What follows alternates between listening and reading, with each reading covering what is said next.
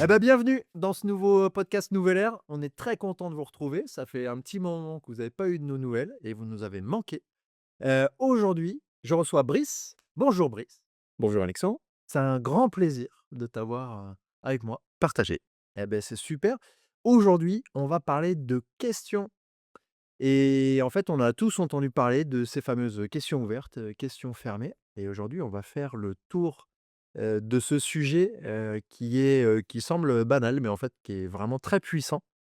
Et Brice, c'est un maître praticien et donc il va vraiment venir nous apporter son éclairage. Avec plaisir. Et ben voilà, plaisir partagé.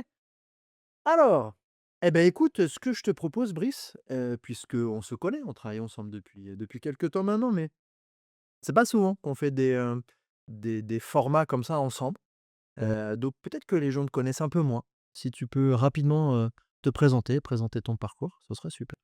Me présenter mon parcours. Donc je m'appelle Brice Ouvra, j'ai 42 ans pour encore quelques jours. Je travaille chez Neolis depuis bientôt 7 ans maintenant.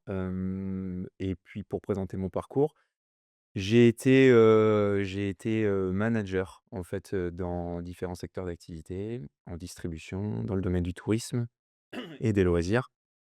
Et ça a un peu guidé mon parcours, donc management d'équipe de différentes tailles et puis, il y avait toujours en toile de fond un peu la dynamique aussi, commerciale qui a guidé mon parcours professionnel jusqu'à chez Neolis, où j'ai occupé, différentes, fonctions avec le développement commercial et puis aussi avec des interventions, et des formations, aussi en tant qu'intervenant sur le sujet du management, la prévention des risques psychosociaux et cetera. Cool. Oh merci. Du coup, et donc tu t'es, formé, sur le sujet qu'on va aborder aujourd'hui. Hem, Qu'est-ce qui t'a intéressé dans, justement le fait de questionner et donc de vouloir te perfectionner dans cette, dynamique-là? Hem Probablement le parcours dont on parlait et comme n'importe quel parcours, il a été, marqué par, des épisodes réussis et puis des épisodes d'échecs ou en tout cas des éléments qui n'ont pas été des réussites et notamment dans la dynamique relationnelle. Parce qu'en tant que manager, il y a plein de choses qu'on réussit puis des fois, ça fonctionne pas du tout parce qu'on est dans la relation humaine. Et en fait, je me suis rendu compte que, on pouvait avoir tendance pour tout un tas de raisons, soit, des tendances qui sont, hem, liées à l'environnement, au contexte, à la culture d'entreprise, même, à des dynamiques à mon avis, plus sociales et sociétales que ça, ou pour des raisons, personnelles, à vouloir, comment dire? À vouloir imposer aux autres sa vision des choses et à croire qu'on a, nous, des solutions, à peu près tous les problèmes, y compris les problèmes des autres. Et puis, au travers des différents échecs que j'ai pu rencontrer, je me suis posé la question de pourquoi ça marchait pas, et pourquoi les solutions que moi je pouvais trouver et dont j'étais persuadé qu'elles étaient les bonnes ne fonctionnaient pas à chaque coup.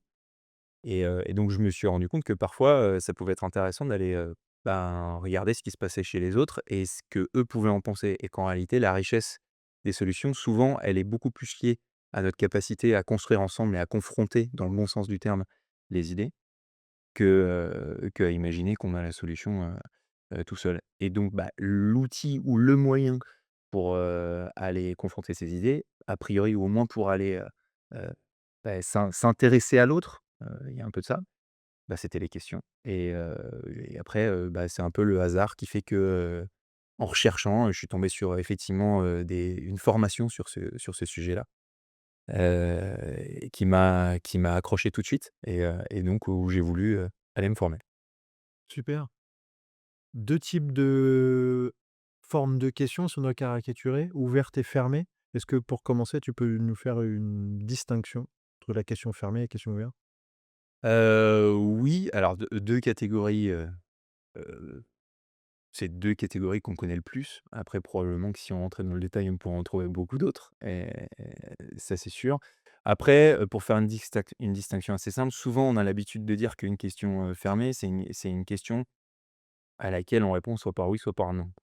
Ça c'est l'habitude qu'on a. Là du coup, je vais aussi m'appuyer sur ce que j'ai appris en formation, parce que c'est aussi, ça qui m'a enrichi. Hem, Ce que j'en ai retenu, c'est que en réalité, la question fermée, c'est pas uniquement la question à laquelle tu peux répondre que par oui ou par non. C'est une question où, quand tu poses la question, tu sais déjà quelles sont les opportunités de réponse. Tu sais déjà où ça va aller. Voilà, donc effectivement, le oui/non, c'est la plus classique. Mais en réalité, si je te dis, déjà: «Ton pull, est-ce qu'il est noir ou est-ce qu'il est bleu?» Déjà, j'ai orienté les choses, donc la question, elle est déjà fermée, voilà. Et à l'inverse, bah, une question ouverte, c'est que c'est impossible de prédire la réponse. On ouvre et on ne sait pas du tout où va aller, le notre interlocuteur. Voilà, pour faire court, c'est ça la différence. OK, merci. Donc ça veut dire, pour toi, à quoi ça sert de poser une question ouverte? Beh, ça peut servir à plein de choses.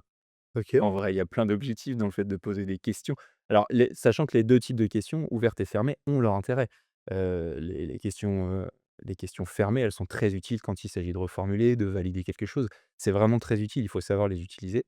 Hem, le truc, c'est que, aujourd'hui, dans notre, quotidien, et ça concerne, tout le monde et tous les métiers, même les métiers dont normalement, on devrait parler comme étant des spécialistes des questions, je pense aux journalistes, notamment.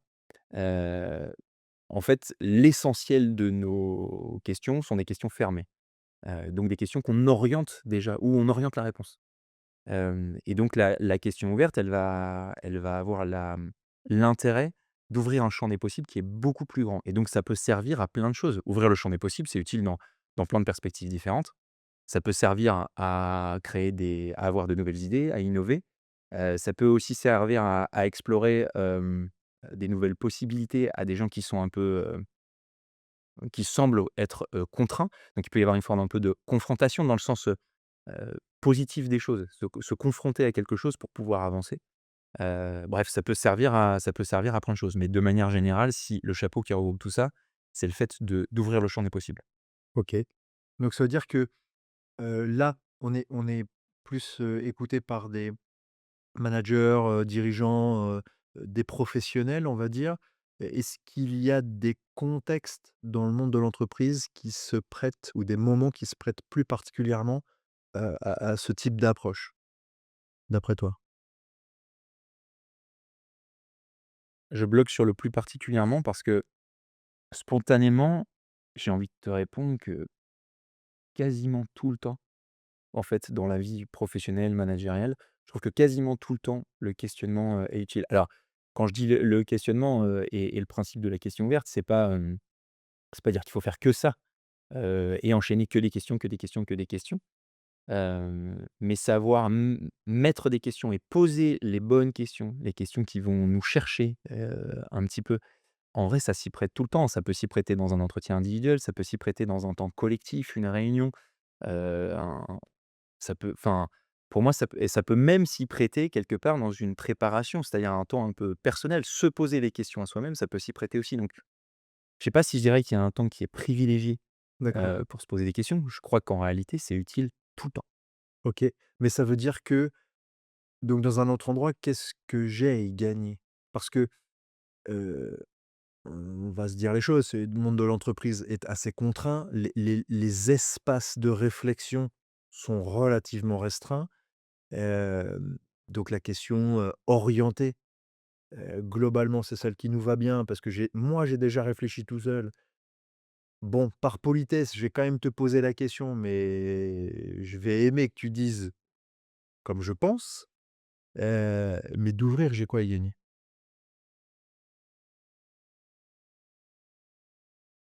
En fait, il y a 2 pistes qui me viennent à l'esprit quand tu me poses cette question-là.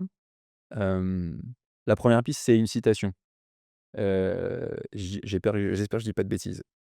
Je crois que c'est une citation d'Eugène Ionesco qui dit: «C'est pas la réponse qui éclaire, c'est la question».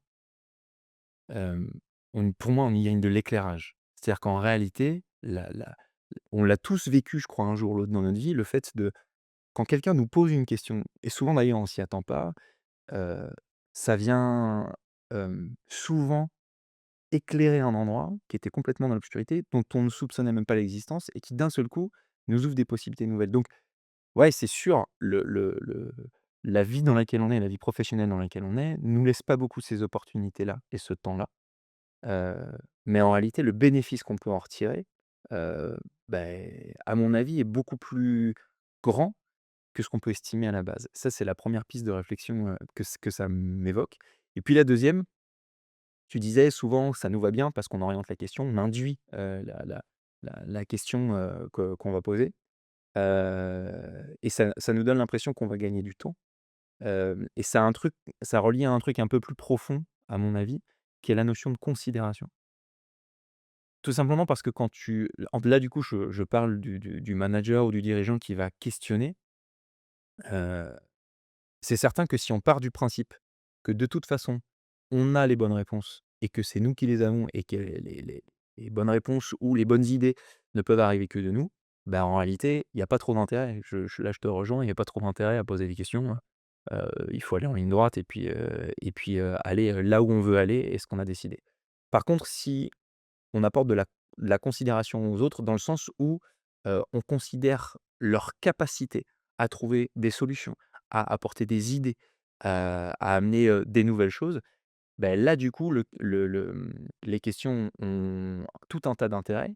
Heu, Évidemment de faire émerger ces idées, ou ces solutions auxquelles on n'aurait pas pensé, mais ça a aussi un intérêt, c'est de mettre notre interlocuteur, je vais pas dire au même niveau que nous, mais à un niveau où, il se sent suffisamment valorisé, reconnu pour ce qu'il est, pour ce qu'il propose, même si c'est pas, la décision qui finale, ira pas forcément en son sens, mais ça ramène aussi cette possibilité-là, d'apporter de la reconnaissance, à une personne qui va participer ou répondre à une question.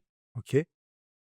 Maintenant, parce que là, du coup, ça titille ma curiosité. Est-ce qu'il y a des méthodes, tips simples que tu pourrais donner là pour s'assurer, tant que faire se peut, que notre question est ouverte et que, on ça va être une invitation, efficace, pour notre interlocuteur?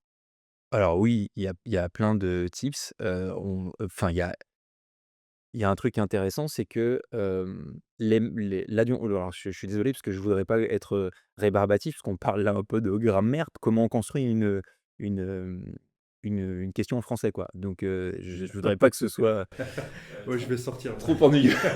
Voilà, c'est ça.